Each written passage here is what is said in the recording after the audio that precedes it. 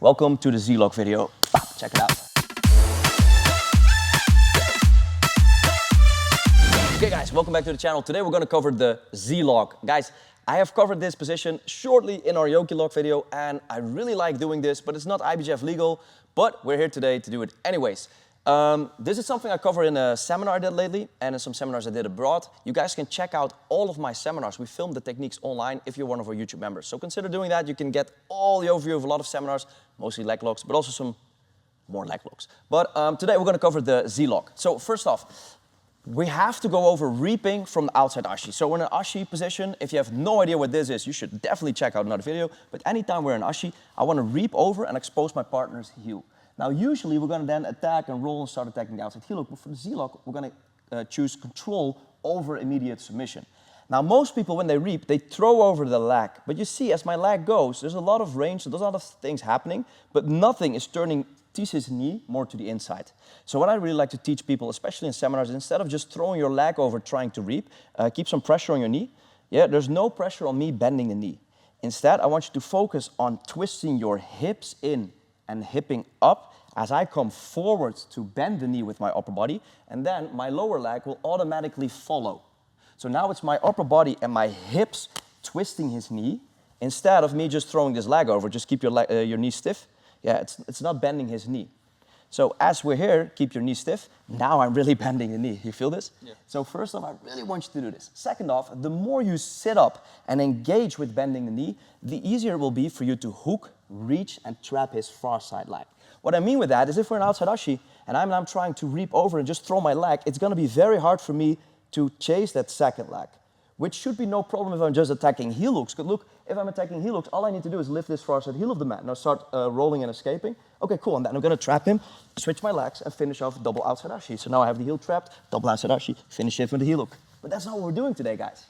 So trapping the heel, chasing, reaping, sure, fine enough. Maybe for ankle locks, ayokis, heel hooks, but we want to get that second leg. So in this case, I want you to emphasize as you go to the Z-Lock to use your hips, reap over, sit up. My feet are going to hook his far side leg to slow down his escape and him clearing the leg. Now I like to not grab the leg low or high, but take one hand above and one hand below the knee as I kick my own leg through and start putting foot on foot. Now as my feet come together, I will stay close and keep my hip bended in the pocket of his knee. So his leg is in the pocket of my hip and I'm behind his knee. As I shoot through and collect my own shin, yeah, you can grab your shin or your thigh to really trap that second leg. It's very important that my secondary leg is foot on foot on my primary leg. Now this is a really tight position. The cool thing is, today we're showing you this on YouTube channel, but we covered this, I think in, I'm going to break the fourth wall now. Bart, when was Leglocks Unlocked part 1? 2019. 6 years ago. 6 years ago, Leglocks Unlocked, check it out on BJ Fanatics. One of my favorite positions to attack from. But mainly before we attack, we have to control the position because as everything is loose here, if I triangle my legs, there's a lot of space, these can escape, and he can start controlling this foot and make it very hard for me to attack the Z-Lock. So once again, I stay close, I go foot on foot, I shoot through, and connect with my own shin. Now if he tries to stretch this leg, that's very, very tight. Yeah? Now the Z-Lock, that's the topic of today, is actually a submission we do from here. Now from here, I'm going to use this one hand. The cool thing is we can finish with one hand, and we get to stare into my partner's eyes and see him lose all hope for this submission. As I come under his ankle, push my hip down, and lift his heel up to twist his hip and knee up. You can also do it with your hand on the toes or your hand underneath the ankle to push up. But I feel I'm very much more in control and stronger with just using my curl here. I'm not twisting it towards me and helping him extend his leg. I'm keeping his leg bent and just twisting there. Yeah? Now there's corkscrew toe holds here. There's heel hooks here on the far side where I can reverse figure four an attack. And this is the Z-Lock by itself. We could stop the video here, but I'm going to show you some cool entries into the Z-Lock, and I'm going to show you how I really like, instead of cupping here with my shin, is sometimes to shoot this out, kick my inside leg in, and attack with this far side ayoki to attack the second leg as well. There's some ankle locks here, heel hooks. So you see the position, you see the control mechanics, and the finishing mechanics, which is the Z-Lock as a hip lock. Now, how do you get into this position? Well, of course, there's reaping from the outside. So we can do, let's do anything, whatever, shin on shin, boom, X guard. Now I get the reap, I reap over, and as we're here, I get into the Z-Lock. I can chase him. Now we're gonna go far off camera, so let's roll back, please. Go again, standing.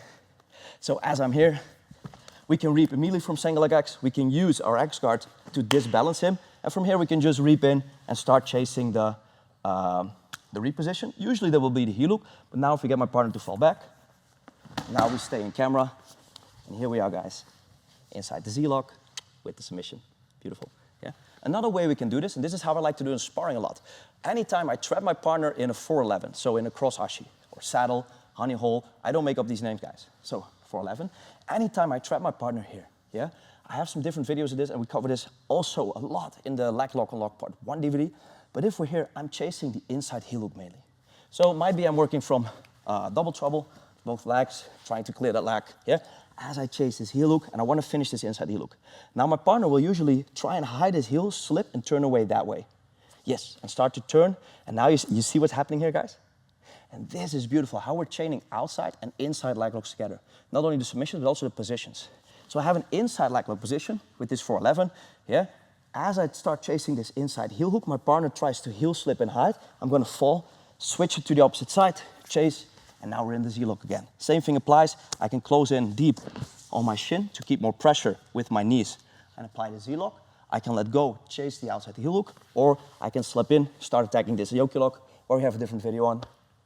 Check it out, and let's keep it with that, guys. So from ashi, from standing reaps, from single leg X, from 411 as he tries to chase, and now you see it's not only a trick we're doing, but a system where we apply inside and outside leg locks. A lot of stuff there. Let's keep it short. If you want to dive into the rabbit hole once again, check out Leglocks Unlocked Part 1 or 2 on BJ Fanatics, and see you in the next one. Ois.